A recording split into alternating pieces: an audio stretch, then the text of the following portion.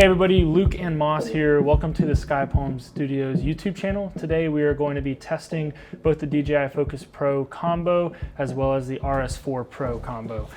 We have recently unboxed these in separate videos. However, we are now going to be testing out a few of the functions and features. We are using the Focus Pro hand unit right now. We have a Teradek setup feeding into a monitor over here, as well as the RS4 currently tracking me, and we are testing out the autofocus manual focus feature on here that allows us to pull in and out with it tracking through autofocus, but then manually take over on the hand unit whenever we desire.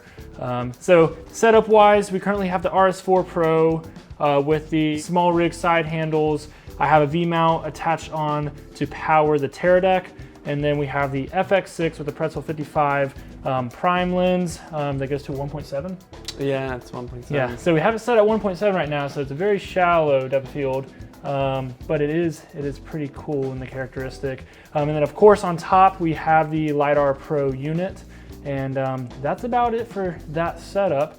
So basically we're just gonna see like how responsive the new LiDAR unit is and see if it really has that many more tracking points and stuff. And as you can see, it's really kind of sticking with me, which is great. Because this is also at 1.7. We're just gonna see how accurate its like placing of the focus plane is too. Because that's after we mapped it. Yeah, after we custom mapped it. So what's awesome about this hand unit is that you can easily switch. There's a manual and autofocus button on here that you can click and switch in between the two. Now you don't have to have the manual autofocus set up on it. There's actually a small little touch screen, which is super cool.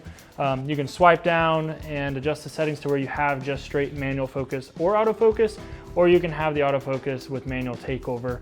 So it's really cool. Also with the actual focus wheel, you can hold the button down on the back side of it and turn it and then adjust the stiffness. So how much the tension on it and how much you want it to be more or less. That's really, you know, what's really cool is that you can go into manual mode while in tracking mode. Yep. So as far as like the Fizz unit's build, it's like pretty light plastic, but the tension in the wheel itself feels really good. So it's like, for the price, it's pretty good for what it is. One thing to note with the Focus Pro hand unit is that you will need an NPF 550 battery. These just slide straight in the bottom, just like any kind of DSLR camera. And so they're pretty easy to get. It doesn't have to be DJI proprietary or anything like that. So we have quite a few of these on hand, but from what I have been able to tell, the Focus unit does have a pretty good battery life. So one thing I did notice with the RS4 Pro while balancing is that when it came to actually calibrating the gimbal, it was significantly faster than the RS3 Pro in the amount of time it took to actually do all of its stiffness testing. I do feel like balancing wise, it was easier to adjust the arms in order to balance the camera on the gimbal, slightly easier than the RS3 Pro with the way they have it set up now. When it comes to the amount of room in between the arms, it is very similar. I don't think they really changed the size of that much at all, if any. When it comes to the gimbal, very familiar, but at the same time, there are some nice little upgrades. When you're moving the camera around some, it definitely feels like it does have a little bit more powerful motors with a teeny bit more torque. A little oomph to it. A little more oomph, yeah. So that is nice. Definitely feels a little bit more sturdy and like it'll last a little bit longer. But yeah, let's give the gimbal a little bit of test paired with the LiDAR. All right, so we're gonna be out here just outside the office, taking the dog out to use the restroom. Hey man, what the dog doing? The dog doing, but this will be good for some hands-on. Moss has not actually got to use the gimbal yet. So Moss, what are your first thoughts? It feels real smooth, brother. I have this on POV mode right now, so if you're wondering why it's dipping all around all crazy, that's why. And if you're also wondering why this lens looks freaky, it's because it's a freaky lens. Because it is.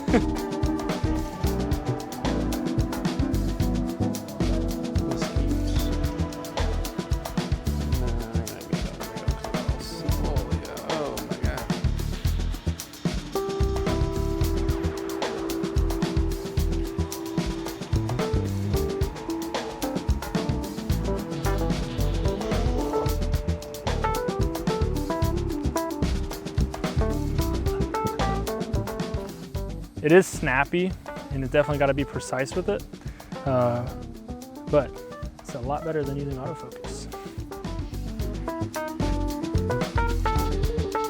So, I'm doing a walk and talk here. It's kind of cool. Don't fall off the, don't fall off the sidewalk, buddy.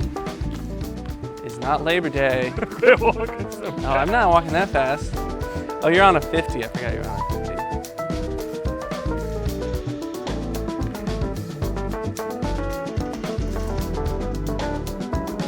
You lost me there.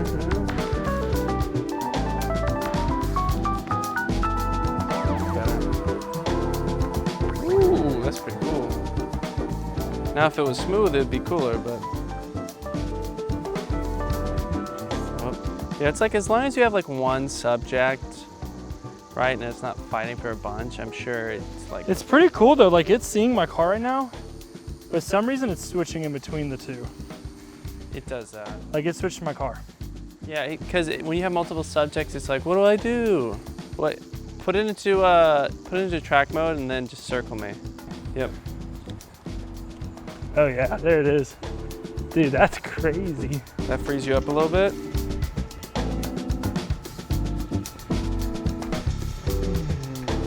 Make art now. I know, that's literally what I was just thinking. In this corner of this thing, and I'm just watching. This is kind of cool. Behind the tree. Oh, Lost you. whoop.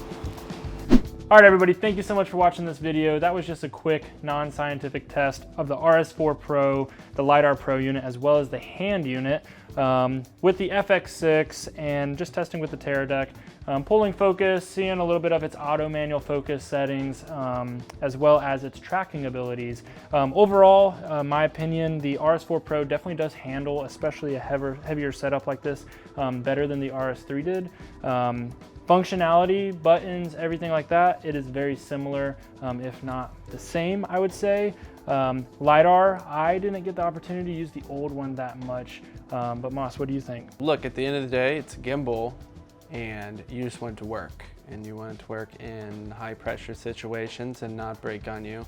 And as an industry, professional, you want to get something that it just works and you don't have to think about it too much.